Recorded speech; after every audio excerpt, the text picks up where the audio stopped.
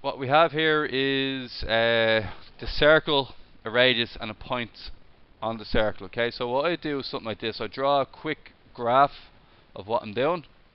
I'd use the formula x minus h squared plus y minus k squared equals 10. Okay, that's what I do. Now, looking at this, what I figure out next is what's my center of my circle. 4 and 3. So minus h equals minus 4. H equals 4.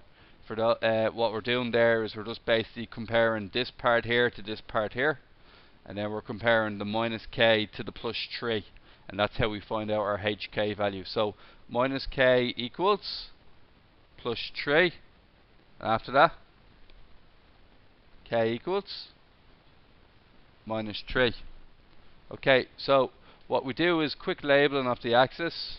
Okay, 4, 5, 6, 7, and 8, and then just 1. It doesn't have to be a work of art, guys. It just has to do the trick. Okay, so it's what's it? 3. The center circle's 4 minus 3. So 1, 2, 3. These are minuses. So 4 minus 3 is down this way. Now what about the point 7 minus 4? Where's 7 minus 4 located? 7 here and minus 4 down. And if we were to get our compass out and just draw a standard circle, it'd be here. So where is our tangent going to be, guys? Where's the tangent going to be located? 7 minus 4. It gives you there that in the question. See it there? It's alright. So that's it there, the 7 minus 4. So we can do it two ways. First way we're going to do it is by looking at the diagram, we realize that the tangent is perpendicular to the radius line. The radius line takes place between the center of the circle, which is 4 minus 3, and the place where it hits the tangent, which is 7 minus 4. That'll be x2. Sorry, well, that'd be. I'll call that x1, y1, just because we're going to use it twice. And this one can be x2, y2. Doesn't matter, really. Okay, get the slope. So what's the slope formula? Y2 minus y1 over x2 minus x1. That's alright. And then we're going to get that one minus that one all over this one minus this one. Okay, after that then, guys, minus 3 minus 4, and then 4, 7. Okay, minus 3 plus 4, yeah, is 1. Then we get minus a third. And we get minus a third for that. Yep, Daniel did it right. Now, this slope of this black line is minus a third. What does that mean about the slope of the green line? Turn upside down, change sign. What you get, Lee?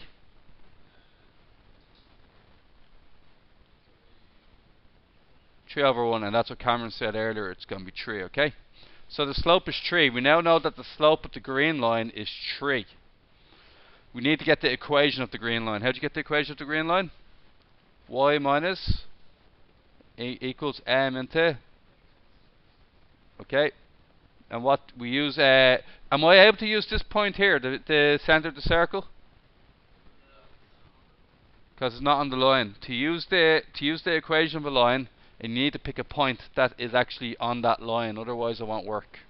Okay. So that's that part there. Okay. Now what we're going to get here is this. Y, what's minus minus for? Huh? Plus 4 equals m, which is 3. And what's next? Yeah. Sorry? No. See, minus a third to 3 over 1, and change the sign from a negative fraction into a positive number.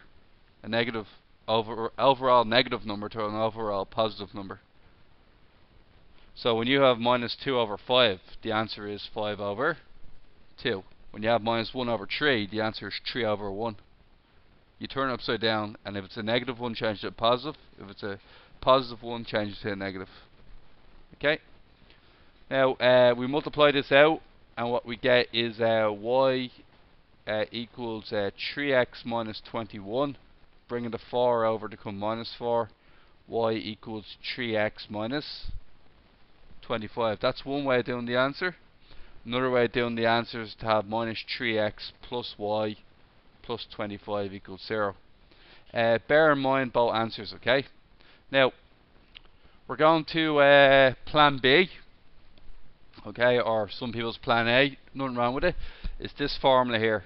It's x minus h, x1 minus h, plus y minus k, and y1 minus k equals r squared. So we're going to find out, do we get the same answer? And if we do get the same answer, which way do you prefer doing it? Okay, so what you have to remember about this one is that x1, y1 is, I think, is it the, yes, what we just did.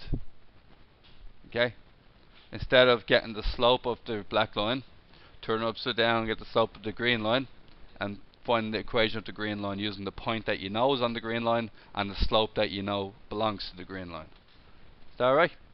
So I'm just going to grab the question and just bring it relatively down here. Okay, so what we found out already is that you have to make a little mini list. Okay, now the points you're going to work with are this. You're going to need to find your r squared value.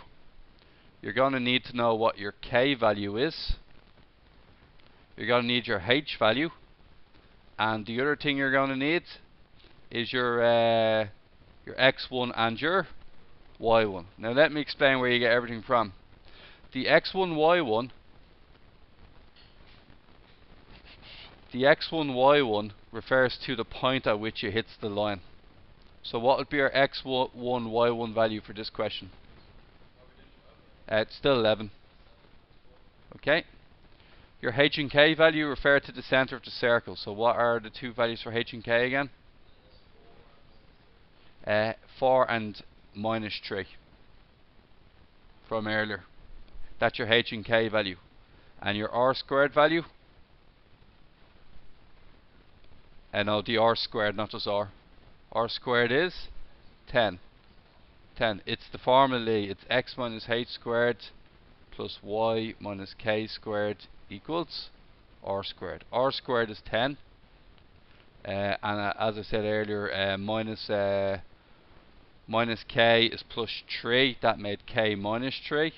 And then minus h is minus 4. That makes h 4. Now that you've done that, what you're going to do is you're going to fill out. The only thing you don't fill out is x and y. That's the only thing you don't fill out. So let's fill it out here. X, what's the h value? H value? 4. Okay. X1 value? 7 minus 4. Y value? Nothing. K value? Minus 3, which makes it a plus 3. Okay. Y1, which is minus 4. And your k value is your plus 3, and your r squared value 10. Okay, multiply it out. Now a quick shortcut here would be to do this. 3 minus 7 minus 4, 3. Minus 4 plus 3, minus 1. Now look what happens now. 3 times x, 3 times 4, minus 12. Minus 1 times y, minus 1 times 3. Bring it over to 10. And then what we're going to get is 3x minus y minus 25 equals 0. And you can actually see if I was to multiply it by minus 1, it's actually the same. It's actually the same answer. Okay. Now we go the new way. Question 12. Okay. Make a list. Okay. First of all, what is the x1 and y1 value? X1 and y1 are, x1 is minus 1, y1 is 5. Okay, what's the h and k values?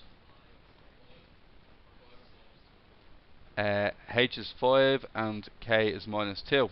What's the r squared value? 85. Now you have your list complete, you're ready to start. Okay, so x minus h is 5 bracket minus 1 minus 5, yeah, plus y plus 2, yeah, and then y1 is 5 minus minus 2 plus 2, and then 85 equals 85 is r squared. And what's minus 1 minus 5? So you can just change it to a joint minus 6, okay? Minus 6 multiplied by x. Minus 6 multiplied by x. Minus 6 by, is it 5? Plus 30. And then 5 plus 2. 7. 7 times y. 7 times 2. And then bring over 85. Okay, and then after that, plus it's going to be 40. Oh, you got it already, did you? 44 minus 85 is minus 41 equals 0, and that is the equation of your tangent. So what we do this time around is we have question 12, and what we can actually reuse a bit of our information from the last question. So what we're going to realize is the value. What's the hk value? H is 5k is minus 2. So that means the center of the circle is 5 minus 2. So roughly 5 across and 2 down gets you the value of 5 minus 2. Then you have the point at which it hits it is minus 1 and up 5. So minus 1 up 5. You can see this circle is actually going to be a particularly big circle. Something like that. Is that alright? Now, we have to find the equation of the this line here. I'll represent it with a green line. And that's it there. What I'm then going to do is I'm going to say that it's perpendicular to the radius that's in purple. Okay? My first job is find the slope of this radius. The slope of the radius is from minus 1, 5, 5 minus 2 to minus 1, 5. Okay, so what I'll do is I'll use the slope formula. So m equals y2 minus y1 all over x2 minus x1, which is bracket minus bracket over bracket minus bracket. So what you get here? What two numbers?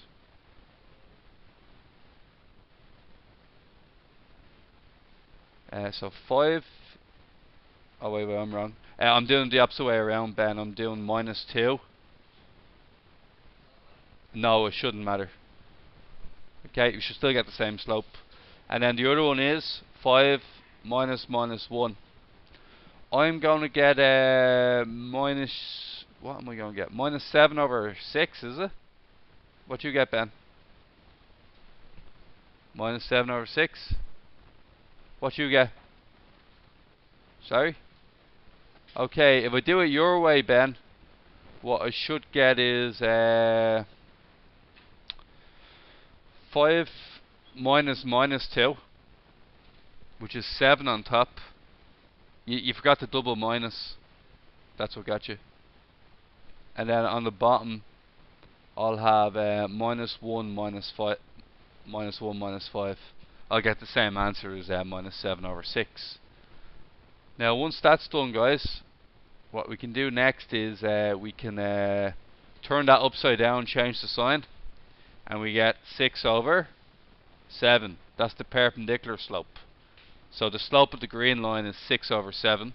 A point on that green line is minus 1 and 5. Then we just need to use the equation of a line formula, which is y minus y1 into m bracket x minus x1. And also what we have to do then is this. We just say y minus y1 equals 6 over 7 into x minus minus 1, which is going to be a plus 1. Multiply the left side by 7, you get 7y minus 35.